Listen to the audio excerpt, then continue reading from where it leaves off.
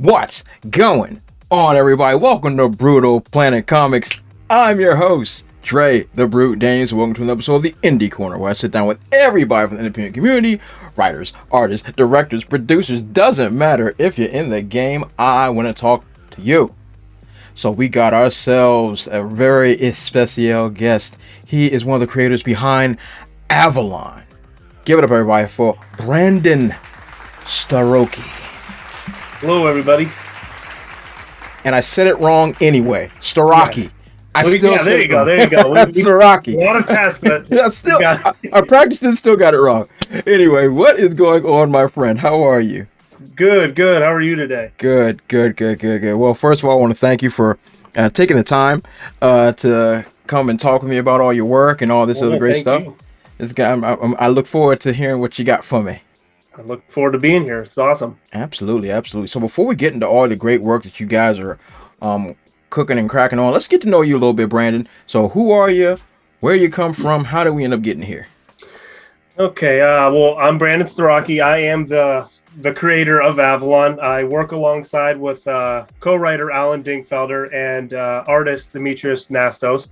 I'm from Erie, Pennsylvania, PA East Coast person, and actually Avalon is sort of about our hometown and all that stuff, and we'll get into that later, I'm assuming. So I wanted to do, I always enjoyed film my whole life. I always loved film and all that, so I devote a lot of time. I'm trying to pursue being a director. After high school, I went to New York City to look at that film academy. Wow. Found out that it's way too expensive for a normal person. Yes, it is. So I was like, okay, it's time to go back home, and then I got a normal job. After that, that's when I met Alan Dingfelder. Not too long after that, and then we kind of collaborated. We both have the creative mind style, and we just want to create and pump stuff out. I kind of hit him with this idea, and he really liked it, and we kind of collaborated, and we started writing. It was a 3-year process to get Avalon issue 1 out. A lot of behind the scenes work. We finally got up. It finally released back in March of this year, and here we are today. We're almost we're almost getting ready to do a Kickstarter for issue 2, and that's looking like an August release coming up here. I know I've said July last couple times, but we're looking at August is what it is. The realistic timeline keeps hitting you in the face. Yeah, and then you get punched in the head with it a couple times. Trust me, I've been there way too often than not. Yep. But that's great. So rewind just a touch. So you wanted to go to the film school. So you wanted to be a director. But what inspired you to want to get into directing? You said you love film. I'm a big film guy myself. I've dabbled in screenwriting and stuff like that. So what kind of inspired you to want to do that? Well, it's kind of like a weird thing. My dad's obsessed with movies, so I grew up always watching movies. In the morning, shows would always be on before we go to school and work, and then when we got home, we would watch a big blockbuster movie and all that stuff. I've always enjoyed movies, and as I got older, I started to kind of respect the writing and the directing and the acting of those, and I started to love that. And my aunt as well went to school to do all that stuff, and she had, for the same reasons, had to come back home and find a real job because it gets expensive. Yep. But so it's kind of like I have those kind of people around me who love film and all that stuff. So then, still today, I would love to be a director. It's not a dream that I've ditched. It's just kind of way in the future, hopefully. But it just loving movies, and then as I get older, I start to respect more and more that go into movies, especially doing this comic. And this is obviously such a smaller line than a big blockbuster movie, but It dabbles in it a little bit, that there's a lot more things that go into projects than just watching it and then going, oh, I want to do that, and then just writing it on a piece of paper. There's a lot that goes into it. Exactly, and you're 100% correct. And I grew up. For me, my uncle was a huge film buff. Yeah. He literally had walls of VHS tapes. Oh. Walls. And he had every movie, he had categorized in genres. Yep. And that's how my dad was DVDs and Blu-rays. I'm like, oh my God. He was like, son, we're starting at the top, working our way down. I'm like, oh God. I'm like, oh dear God. And I developed a love for film in that regard too, and I wanted to. Actually, that's part of the thing. What also inspired me to write and try to direct and produce and stuff like that because of film. I grew up we started from the beginning. First Citizen Kane, next Casablanca. Next, The Mummy, OG Mummy, not the 90s one. No, Yeah. you know, and so on and so forth. You know, so you can really develop not only a creative mind but also a critical eye as well Yes. when it comes to Yes. that. When it comes to the creative process. So that's really cool, man. That's pretty Yes. cool. So we went. So we went to up. We went to New York. Saw the reality of the situation. Yes. So what turned us to going straight to comics then? Well, so that's something. I was never really a big comic like guy growing up. I always did like, you know, your standard like Batmans and all that stuff. So I did have some Batman comics growing up when I could buy them and all that stuff. But so I don't have like a really nice comic background that a lot of people have in this, you know, that kind of make comics right now. But I really enjoyed The Walking Dead. I am still buying their comics, the deluxe comics that are still coming out. I've really enjoyed the Walking Dead series and all of that. But that it's kind of like a money crunch because obviously my head was in the beginning where director, I'd love to do movies, but that's kind of out of the reach right now. I can't just go, okay, I'm going to start writing movies and that's how it's going to work. This right here is more realistic for where I'm at. You know, it's cheaper than the movies and all that stuff. Absolutely. It still gets the idea on paper or in physical form. And but that's kind of like why we stuck to the comic for now. And I like seeing things visually. We were thinking novel for a little bit, but then I kind of threw that out because I like to see things. And this is the closest you can get to movie like with this kind of stuff, the cheapest way. So that's why we kind of stuck with the comic now. We're really excited about it. Yeah, and I can sympathize with you on that. With like everybody, like, well, any people that are into films or into stuff like that always dream of, oh, I could write for this or I can direct this, and then you realize your pocketbook ain't fat enough. Yeah, and I understand. I understand going into that transition. Like me, I'm a bit of the opposite though. Like I grew up with a comic book in my hand the moment I came out the womb. It was right. like that was it. Like I right in, I'm like, oh, Batman number 172. Oh, yeah, okay, great. Okay, I guess I'll get started here.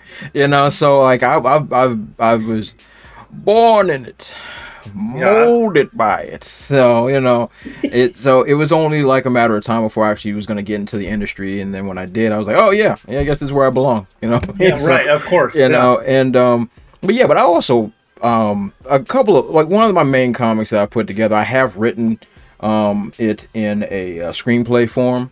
Okay. And stuff, you know, so because in the event that I'm like, hey, you know what, it's time to pitch it, you know what I mean? So, but like one of my series, like once I'm done with this arc, I'm planning on making the volume, and then be like, hey, look, Netflix, Hulu, Paramount, whoever. What do we got here? Hey, like, look, I got a whole fat book. I got all the scripts ready. Let's talk. You know what I mean? Let's go here. Yeah. Yeah. No. So yeah, That's cool. I got you. And that makes a whole lot of sense. That makes a whole lot of sense to me. Almost too much sense. Yeah.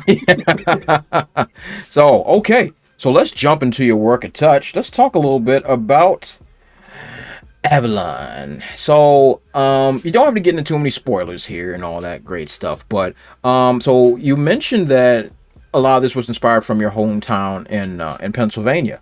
So what about your home inspired you to write this story? I think my mind.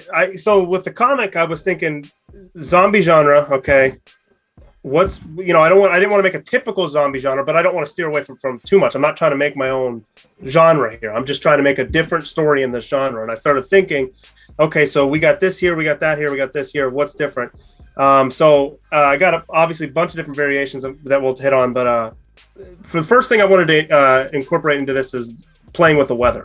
Where I live, the weather it'll be 70 degrees one day, the next day it's 40, the next day it's 60, and the next day it's snowing. You know, so I live in Washington D.C., Brandon. Yeah, okay. I'm with you, brother. You get it. So I'm right with you. So we get that a lot, and I was like, okay, that's a cool kind of concept. I want to hit that, and then all that stuff. So.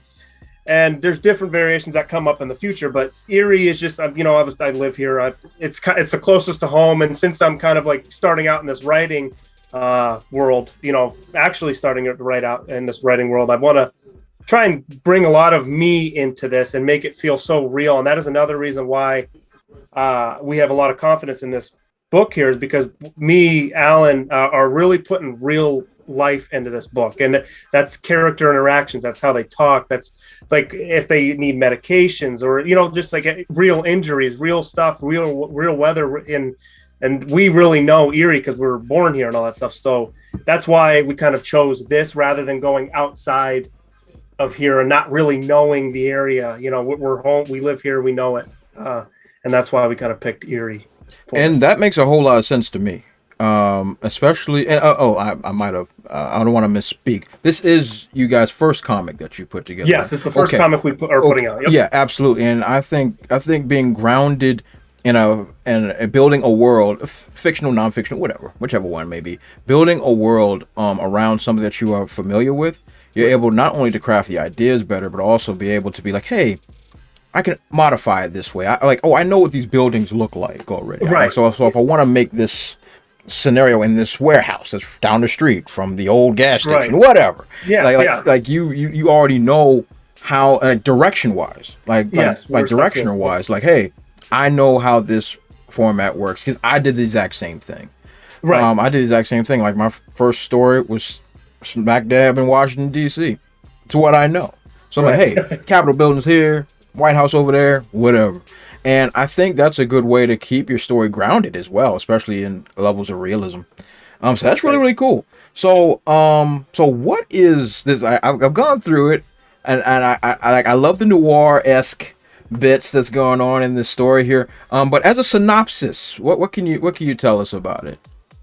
Okay, so with that, I guess not getting into too much. It's fine if I spill out. I'm not too worried about spilling out too much about issue 1, but further on, there's a lot of things. So basically, what you're getting with Avalon right now in issue 1 is like you got this family by last name of Castle that you're following. You're meeting 3 brothers and his mom and the dad, and then obviously one of the brothers, the oldest brother, is a police officer. He has a partner, Miller, and they are, what we try to do with the interaction between them two is real life, real partnership, real friendship. So they have passed with each other. They've been together for a while. They know each other, so they have their inside jokes with each other. They speak that way, and then we kind of meet his brothers and his mom and his dad, which is the way they're in 2 different parts. I'll kind of throw that out there too. Sure. Is Erie, and then there's like for not really like the northeast kind of area. It's like 30 minutes away from us, so it's like they're kind of like 30 minutes away from each other. Andy was from this hometown, and then he got a gig to being a police officer in the city, of Erie. It's kind of like the idea is what we're getting at with that, and then. So you're getting to know these characters, like the 2 brothers, Ty and Mason, and the mom and the dad. They're at this dinner for Mason's birthday, and stuff goes on. They start talking about some stuff that's happening. Some, people are getting sick and doing weird things, kind of your natural zombie thing. And then stuff starts to escalate quickly towards the end of their arc in the first issue, and then you kind of jump into Andy and all that stuff. But yeah, that's kind of what we got going on with that right now. Got it. And that's Brandon, I find it very, very, I won't say coincidental. That's not the word I want to use. A trend setting. That's the word. I recently spoke with somebody recently that's actually putting together another horror-esque noir viral infection type story. And I just found it funny because it reminded me of 28 Days Later. It reminded me of 28 Days Later. And he was like, yeah, it's like 28 Days Later. I'm like, okay, cool. And as you're talking to me, and as I recall, Walking Dead is your thing. Yeah. And I can see like, oh, okay, pulling that inspiration to try to craft something around something that that you're familiar with in order to create a survival horror-esque. Sure, situation. I think I always find it very funny. I always find it funny that like me, I grew up watching, reading everything, breathing superhero everything. Name it, I've seen it, read it, got the collections on my wall. Right. And then years later, I write a superhero comic, but in a fictional version of my home. Right. Yeah. It's just always find it funny. I always find it funny, like how the brain works that way, and just like, hey, this is one of my favorite books to read, or this is one of my favorite movies, or my favorite cartoons, whatever. I'm gonna write something that's like that, but here, right? I think that's cool. I think that's neat, and I think it's an easy way to keep yourself together there. Oh, well, thank you for sharing all that about Avalon. That's great. Thank you for sharing that. Yeah. Question. So, are you? Do you and your partner, are you both writers on this, or? Yes. So I'm like the creator, main writer kind of deal, and the way we kind of do it is like, since we're both kind of really new at it, he has a better understanding of like good story, good flow, good like what do we got here. So I kind of scheme it all out. And as I'm doing all that, then we kind of collaborate. He's like, okay, this works. I like this. This is kind of doesn't work. Obviously, if I feel something that needs to stay there, I kind of, I'm like, well, we kind of need this. But there's a lot of things where he kind of like, I like to have that outside kind of thing, like making sure my head's on straight with like things. Cause I'm guilty of letting my brain go wild sometimes. I'm like, we all do. Yeah. So he kind of keeps me in check is basically what it is. And he does help with a lot with the writing process here. And that's why I think with him and I, and we got other people here, helping us out as well. It's going to be a good product. I don't want to like sit there and pat myself on the back or anything, because it wasn't just me. It was ain't no shame in it. Yeah. Ain't no shame. Good team effort with how this came out. I'm very proud of it. Absolutely. You can't get first of all, you're a very lucky man. You're a very lucky man to have a full team. Yes. Whether it's 3 people, 4 people, whatever. I'm a one-man band outside of the art. Yeah. My art is trash. Straight up and down. Garbage. Hall of Fame. I'm talking like, yo, you see how big my fingers are? These are all thumbs, okay? These are all thumbs. Okay? I have no talent for art. But I always say, once you put a good team together, not only does it make the load lighter, but also enhances the product. And the fact that you have checks and balances in that way, use a government term, checks and balances, it works to your advantage, because you as a creative person, like you just said, like to the moon, but then like, wait, no, come back, like, oh, right, the earth, you know what I mean? Wait, yeah.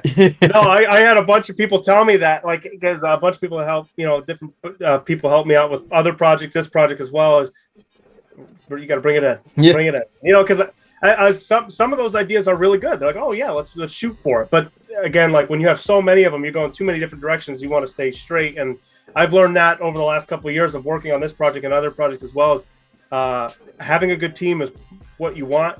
Because although you could have all these great ideas, I don't care who you are, you can have all these great ideas slapped on a piece of paper.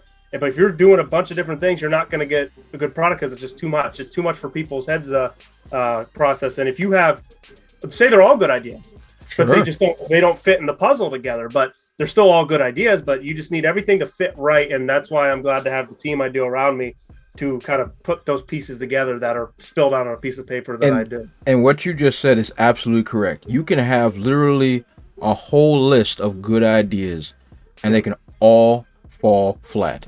Yes. And I've seen it. Heck, I've done it. When you're like, oh yeah, I'm gonna blow their minds, and then it's like, oh, wait a minute, wait, that doesn't make sense. Wait, how did this happen? Oops. Nobody look at me, Wait. Yeah. Hey, give me that eraser, quick. But that's really cool, and that's really important to see that, and one, to know that you have that limitation first and foremost. There's a lot of writers. I've seen them all. There's a lot of writers that's just like, I'm gonna just do it. I'm just like, listen, bro. I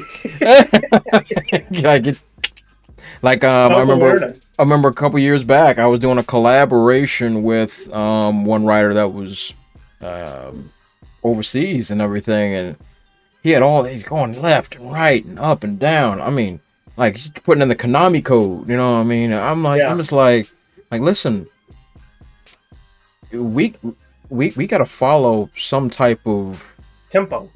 Hello, we have to follow a chain here. Crescendo. Let's try to follow. We're gonna do are we gonna do the hero's journey? Are we gonna do the ring? Like, what are we doing? Everything. Like, no. Was he stubborn to the idea? Oh yeah. Okay. So I'm assuming it didn't work. Oh no, it did not. It did not. it did not. Yeah, like after like, because like because I was gonna do I was handling the directional writing, and I was handling the a couple of the characters out. It was assigned because it was his brainchild, but he was like, hey, you're really good at writing. Hey, I want you to bring you on. I'm like, alright, cool. Bro, I'm just like, listen, I said, this is how this functions. This is how you develop a character. I was like, I said, you're telling us a story from the middle, which I don't mind doing, but it is imperative that you drop enough nuggets in order for the reader to be like, okay, that's why he does this. Okay, this is where this is going. But if you're talking about like he's going a mile a minute, I'm just like, listen. Yeah, it's like nobody's grabbing, nobody's catching. You know, it's just too fast. You're just throwing stuff and hoping it hits the wall.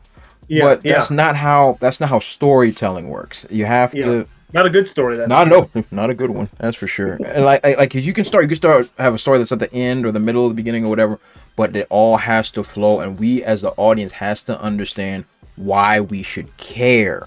Yes. Exactly. Yes. If we don't care, there's no point in you telling us the story.